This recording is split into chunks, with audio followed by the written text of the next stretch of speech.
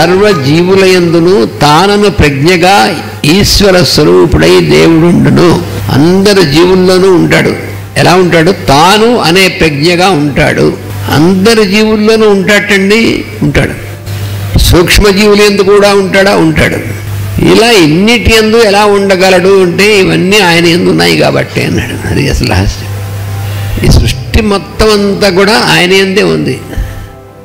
ఆయన నుంచే పుడుతుంది, ఆయన ఎందే ఉంటుంది, ఆయనలోకి లీనం అవుతుంది.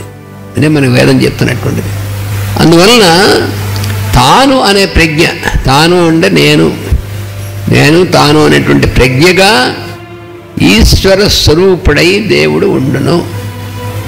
కాబట్టి గాడ్ వ్యాక్యూమ్ ఎక్కడా ఉండదు అన్నారు మాస్టర్ గారు. సునిచైవ స్వపాకేచ పండితా సమదర్శిన అన్నాడు.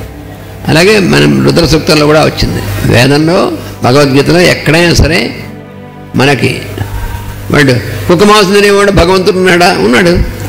బెచ్చి తీర్చి అదేమిటండి లేదా? కుక్క మాంసం తినేవాడు భగవంతుడు ఉన్నాడా? ఉన్నాడు. బెచ్చి తీర్చి అదేమిటండి? కుక్కలా కూడా ఉన్నాడు, కుక్కలను ఉన్నాడు. తన బుద్ధి మొదలగువాని లక్షణములుగా తనకు గోచరించును అంటే ఏమిటో చెప్తున్నారు. ఈ లక్షణములు విష్ణువుగా ధ్యానించినచో అవి ఉండవలసిన తామును విష్ణువు ఉండును.